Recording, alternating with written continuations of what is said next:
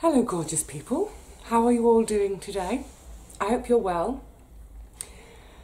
I'm having a bit of an odd day. It's changing the day. I'm looking out the window now and I can see some quite big black clouds, but oh my goodness, the weather forecasters at the moment, I don't know, have they gone to a kindergarten and given kids sticks to point with or something? They just keep getting it wrong. It doesn't matter too much, except, of course, you know, so many of you are gardeners too. We plan, bit of lunch in my tooth. We plan our day around the weather to some degree. And when was it I was speaking about it? I was in the shed that day, a bit miserable and kind of trying to get over that a bit now. And I've been planning to do a bit of emergency harvesting because we kept being foretold of great rains to come. Too late. And I think to myself, right, I'll whiz to the garden. I'm going to harvest all that lovely lavender from Gary and my own plot, harvest more calendula, quickly grab some beans before they die, and the ones that have dried, grab those, get the onions out before it rains. And then we had this massive deluge. So it's great, we've had some rain, but now it means all those things I want to harvest dry are wet. Now, today, the weather forecast was for wet all day, like literally from 8 in the morning right through till tonight, chucking it down all day. It's just gone to, it's been beautiful all morning. So I could, quite probably I could have harvested some of that lavender this morning. There's been enough sort of, we're still getting gentle breezes, but enough breezes, warmth and sunshine to have dried it enough for me to harvest. Never mind, it looks like some more rain will come. And I think now I'm at the stage where I'm just going to ignore the forecast and get on with whatever day I want to do. Anyway, so today I thought, right, it's chucking down all day. Let's pay attention to things indoors. Now, oops, my bad. Way back at the beginning of August, it was a case of, right, I'm not going to have my sewing machine, don't need to do much in the garden. Let's crack through a load of all sorts of other stuff that I've been either meaning to do for ages or wanting to do for ages. And here we are, nearly at the end of August. I made this lovely list for myself, and each thing on the list has got either an N or a W, meaning need to do, or a W for want to do. Haven't done a single thing on this list. The month is nearly over. It's kind of crazy and kind of annoying.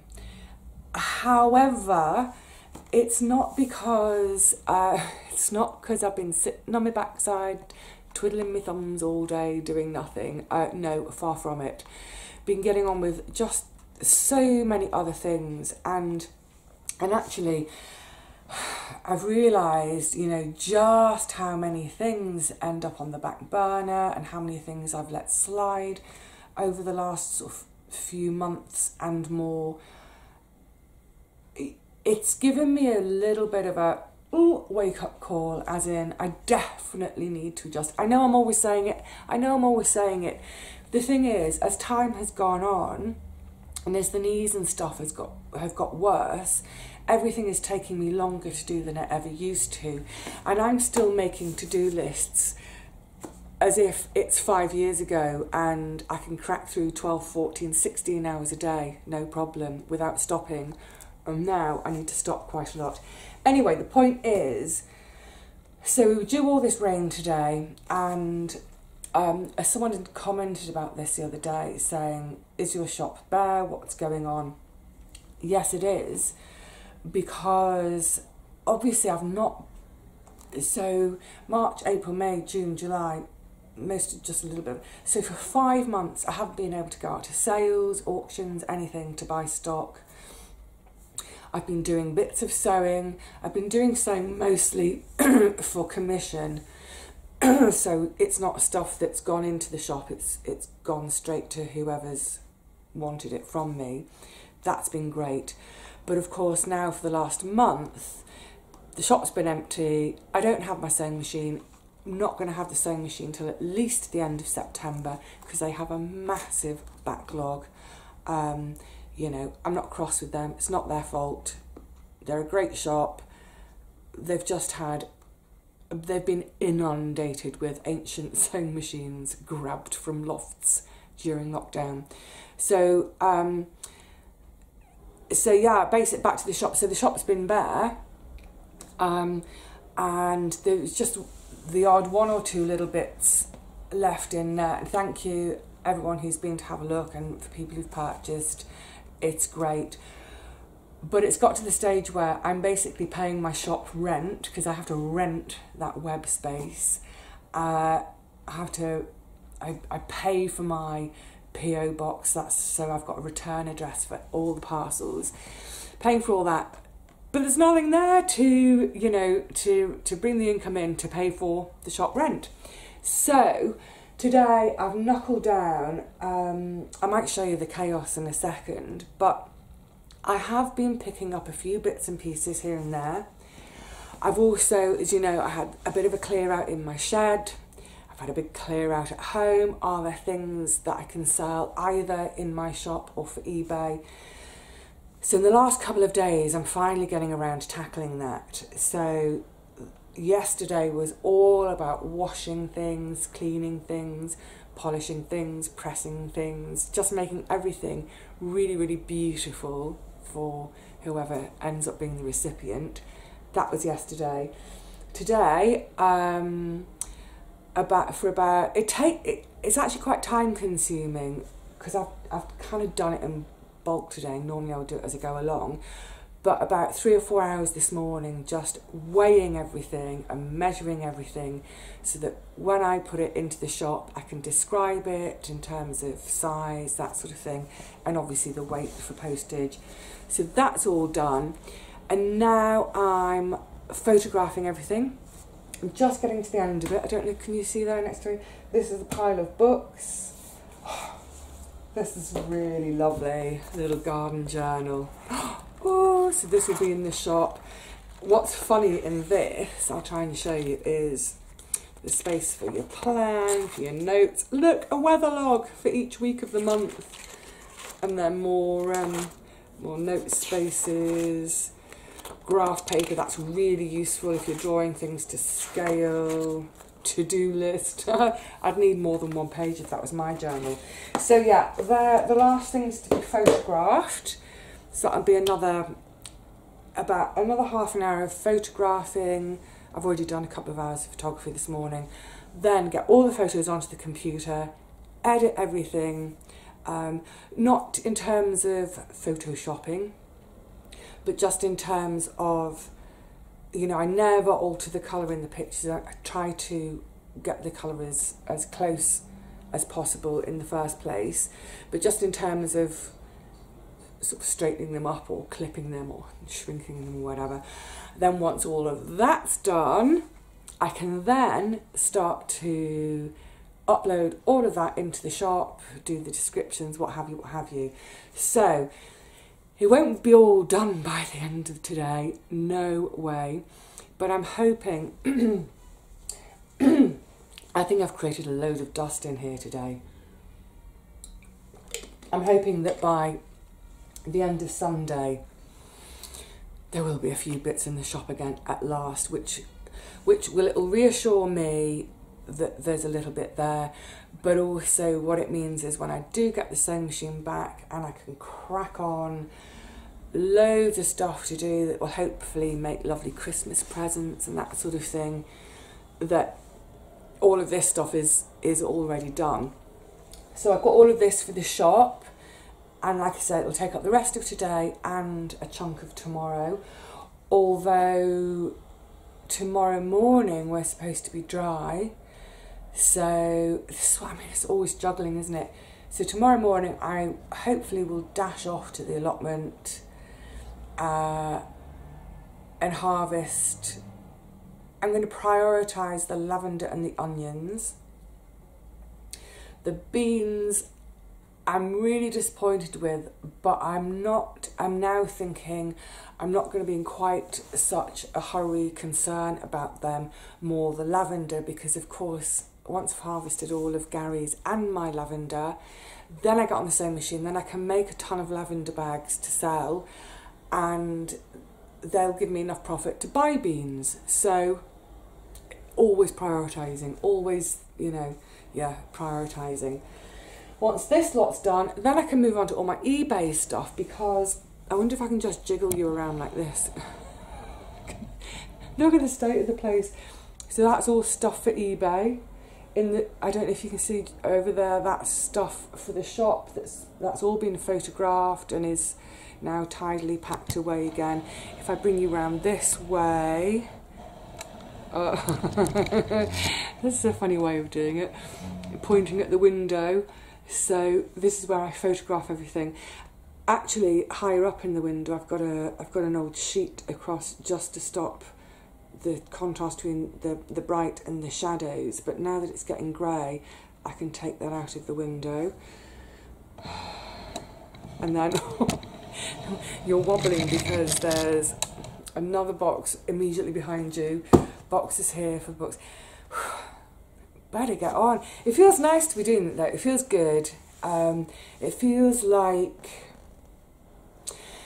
in some ways, it feels like getting back to a little bit of normality. All of this has been on such a hiatus. Oh, I'm just going to stretch my... I'm actually sitting on the floor at the minute. Let me just stretch my legs out. It's my bed, my footboard. Yeah, it feels like a little bit of normality after all the COVID stuff. And I know we're not normal yet, not by any means. Will we ever be normal again? And, as many of us are saying, what was normal? There's lots of it you all didn't like it. So you're going to chuck down. Can you sense the light changing? See, this camera's really quite good at picking up light and adjusting, so you don't really see sudden contrasts, but it's so black up there suddenly. Ooh, going to feel cosy. Yeah, it's good to get back on with it. With all of this stuff at the moment, especially because it's just all been in piles all around my flat, waiting to be cleaned and what have you. And as I say, once this process of cleaning, photographing, etc., is done, everything gets packed up so it remains clean, dust-free, what have you, and gets stashed in all my little nooks and crannies, so I'm not tripping over it every day, because that does my head in. But it's more that thing of, I don't know, perhaps I'll reflect more on this at the end of the month in thoughts on when I talk for a little bit longer. It just feels in a way like this year so far has been a bit of a waiting game. It has been a really odd year.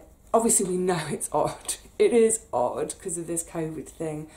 But also I think having had my by far toughest and worst gardening year ever, and then combining that with I've not really had this shop, I've missed the fun of going to sales and auctions and putting my bids in, and so often I get outbid because I know my maximum price, because I don't want to then pay too much for stuff and have to charge too much. I try to keep everything in the shop as cheap as possible because there's postage involved. If I was a bricks and mortar shop, I'd probably charge more for each item because there'd be no postage. But anyway, yeah, so I've missed the auctions. I've missed that kind of hunt for treasure. So yeah, it's definitely felt like this year has been one long hiatus. The garden hasn't brought the usual pleasure. I mean, it's brought a lot of pleasure, don't get me wrong. And I think a few people the other day thought I was I had a couple of private messages of people concerned that I was utterly miserable, and I'm not. I'm not miserable. I'm not a miserable person. I'm just disappointed. So yeah, it's good to start getting stuck into some other stuff. Obviously, the garden is always going to be a huge part of my week. I was going to say day. It's not every day, but actually it is a huge part of most days, because even if I'm not there, I'm thinking about it, and I'm thinking about what needs doing, what's the next job, what's the priority, like I'm saying with the weather. Do I want to go for the dry stuff? Do I want to go for the green stuff? But, you know, I've definitely missed doing the other stuff. So I'm looking at this list, and there's some really, really lovely things on here for me to do. So, because I'm not going to get the sewing machine back in September, until the end of September at least, I think the way I've been throughout August, including having these little mini vlogs, I think I'll probably carry on doing that now that I've got a lot of that kind of boring, icky, backloggy stuff done. Hopefully I'm now going to make more time to do some of these things. I'm just looking on the list. Cook from my Jack Monroe books. Yeah, it's a start. What is the date? It's about bank holiday on Monday, 31st, 30th, 29th, 28th, 28th of August today, and I finally feel like I'm getting stuck into my August. Yay! 1 month late. Ridiculous. Right, well, I'd better shut up, because I need to get a photographing before the light disappears completely. And then where I've got my table over there, it's behind that pile of boxes. See, that's my sewing table.